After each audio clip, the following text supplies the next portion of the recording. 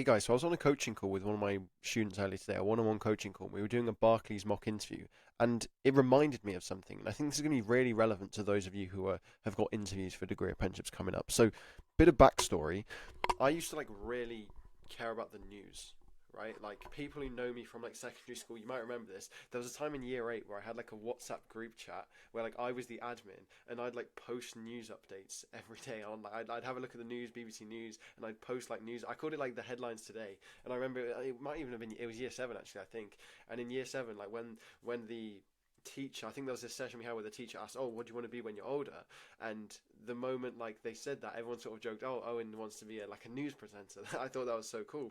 And then it sort of went from like headline news to I was really interested in politics. So, for example, during the 2019 general election, which is the one that Boris Johnson got elected in, I stayed up until like 2 a.m. like watching it. I wanted to stay up the whole night, even though I had school the next day. But eventually it got to like 2 a.m. and my mum came down and said, "No, Owen, you have to go to bed." So I have to go to bed. But what I did was I recorded the rest of the coverage because like on BBC News they cover the whole election. I recorded the whole of it, and I basically honestly, over the next couple of months, I would then just go and watch like the next 10 hours of footage just to see even though I knew the result, but I just wanted to like watch all the different, because I found it so cool. Oh, this constituency's been announced, this constituency's been announced. So I was really interested in politics and news and that sort of thing.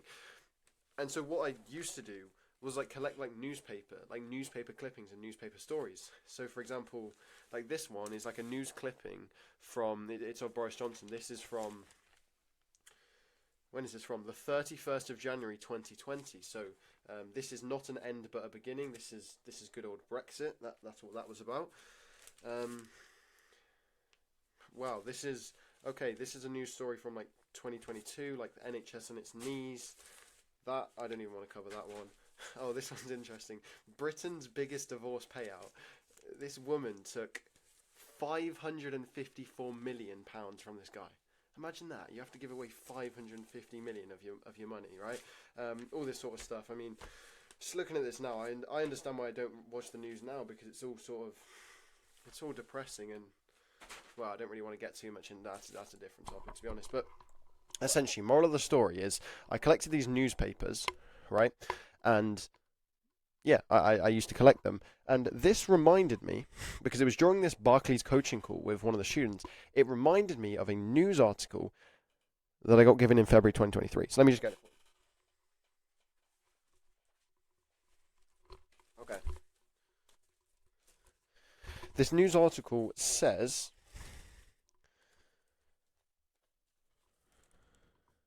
can you see that? Hold on. Rolls-Royce's boss must sexist. Wait, what? Oh, seize. Right, it's so difficult reading this backward in the camera. Rolls-Royce's boss must seize the change to get engine. Oh, let me just read this normally. Basically, it's a news article from February 2023 saying Rolls-Royce's boss must seize the chance to get engines purring again.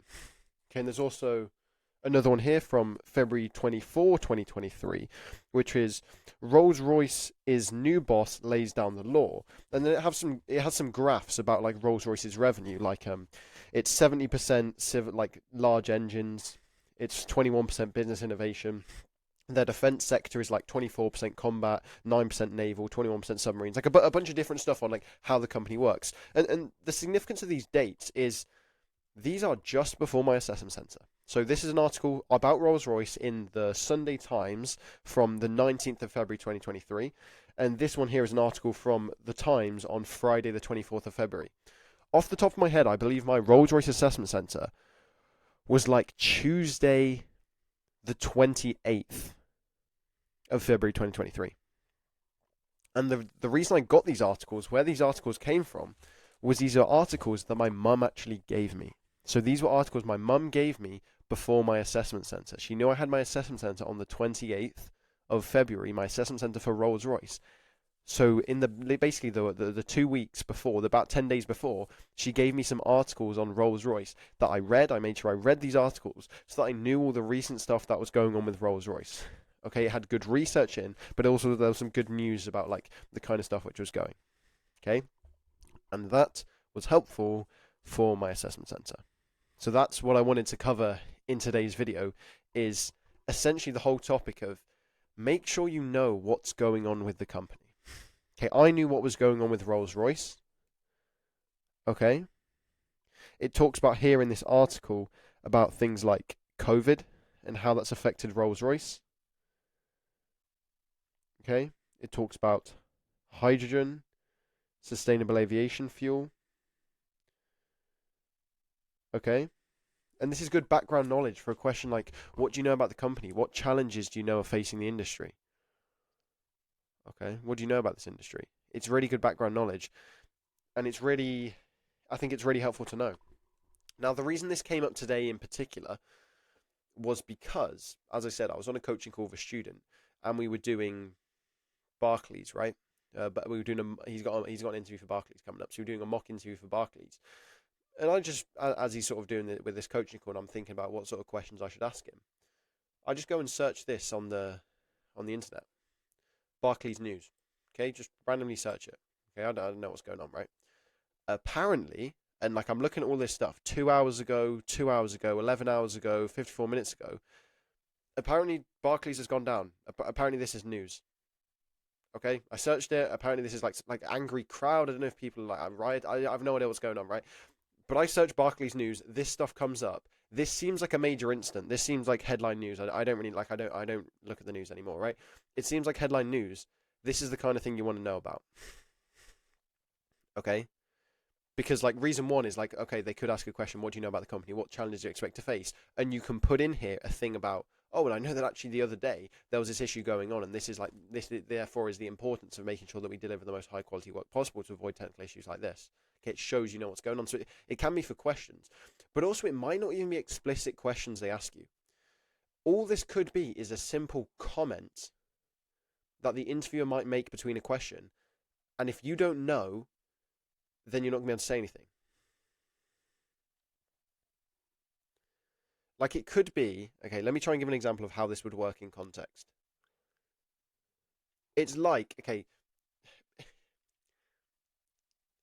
adults, right? How can I best phrase this? Adults like to just say things. They just chat. Honestly, they just chat. They just talk too much. Honestly, they just talk like stop talk. They just talk too much, right? So it's the kind of thing where when you're in an interview, when you're in a Microsoft Teams call or a Zoom call with an interviewer, and the interviewer is pulling up their questions on the thing, they could just like a normal human being just pull up the questions on their computer, but they'll make some sort of comment, like a dad joke sort of comment, like that sort of thing. Not everyone, by the way. This isn't every person. I'm just saying there will be interviewers like this out there who say something like, "Oh, I'm just pulling up the interviews right now, right?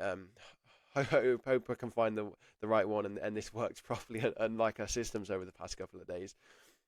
If you're oblivious and you don't know what that news is, you're just going to be like, "Yeah, yeah."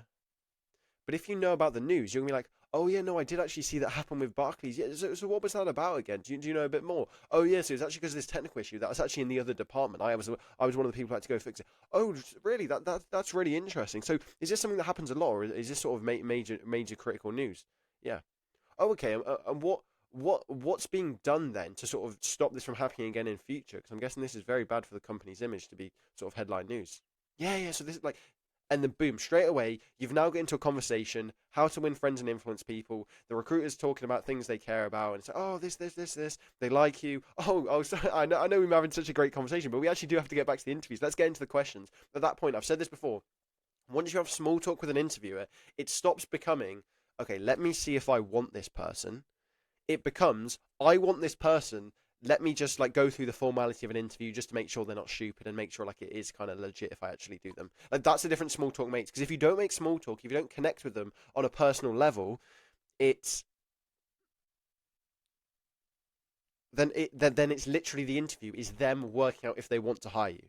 Like this is like the like red pill, right? I'm red pilling everyone right now for these interviews. When I went into my interviews for degree apprenticeships, because I'd be able to get rapport and small talk or whatever with the interviewer, it stops becoming, do they want me? And again, this sounds kind of cocky now that I'm saying it out loud, but it's like, because I'd connected with them, they liked my personality, they liked me as a person before they even started. They were just going through the motions. They just wanted to check that I had the right experience. If I didn't have the right experience, then small talk doesn't matter, right? If I didn't know how to answer the questions, then small talk doesn't matter. But because I could answer the questions and because I had the right experience, then the small talk just made it an easy win for me. Okay, like another phrase could happen, that's what I'm trying to say. This research stuff about recent news that happened. There's two applications for it. Number one is specific questions like, what do you know about this company? What challenges do you know about this industry? What do you know is going on right now in this industry? That sort of thing. You can bring this up, but it's also just comments. So it could be like, for example, your screen might freeze right in your Barclays interview, okay, or like you get kicked out the call because the internet goes and you have to join back, and they're like, oh yeah, did your internet go or something? Yeah, we get technical issues like that a lot, just like the ones we had the other day. You know what I mean? And if you don't know what I mean, you'll be like, wait, what do you mean? And then it's gonna look a bit weird. Be like, oh yeah, no, I did actually see that. What went wrong with that? And then it's the same sort of thing. So that's why I think knowing the news is so useful because of answering questions and also for those comments. Okay, another one while I'm at it. Like I said, I don't watch the news anymore because the news is just like depressing, and they make it all dramatic, and they do these stories. They want to make you think they want to give you mental health issues. Basically, like, okay, the news people want you to click the news, so they get adverts. They make really dramatic headlines. They overblow stuff. They lie about things, controversial, right? Thing, whatever, right? So I don't watch the news. Okay, it's a waste of time and it's just stupid, right?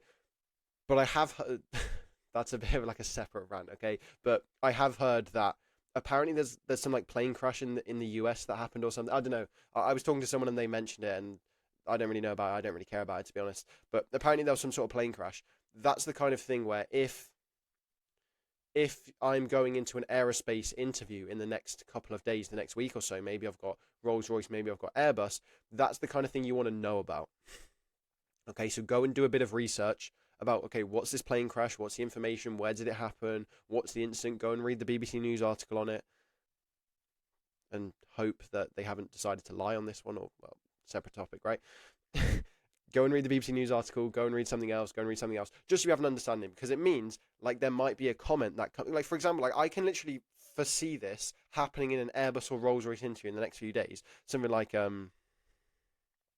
you do an answer and you're like, maybe you're talking about safety. And like, for me, safety is number one priority. I think safety is really important, and I think that we've got to be doing this in the aerospace industry. So that's why I'd handle the situation like that. The interviewer might reply with a comment like, "Yeah, exactly, it's so important." And just seeing from what we've seen over the weekend, it just hits it home, doesn't it? And if you've never heard these news of like there was a plane crash in the US like a day ago, you're gonna be like, wait, what are you talking about? But it's like those kind of comments, those kind of just, oh yeah, because like just because what we've seen recently, they're gonna, because they've seen the news, like because people over the age of like whatever, like 30 or something, watch the news. They're gonna have seen the news. They're gonna know there's a plane crash. They'll just something like, yeah, and it just brings it home because of what we've seen. Do you know what I mean? Like you've seen it, haven't you? And if like you don't watch the news, you don't know. But if you know it, you know. Okay. And also as well, if you are talking about safety, you can link that in a question. So you can say safety is number one priority, especially because of what's been happening over the past week. I saw that there's been this plane crash in the US, and it sounds like there was some sort of safety mechanism issue which was going on. It just hammers home even more important how we're working in the safety critical industry. And that's the kind of attitude I'd be bringing here, making sure we do everything to the highest quality possible. And if that required difficult conversations and maybe we had to spend a bit more time doing something, to me it's worth it because safety is one of my fundamental values. Okay. Let me just see if I've got any good news articles to finish off this video.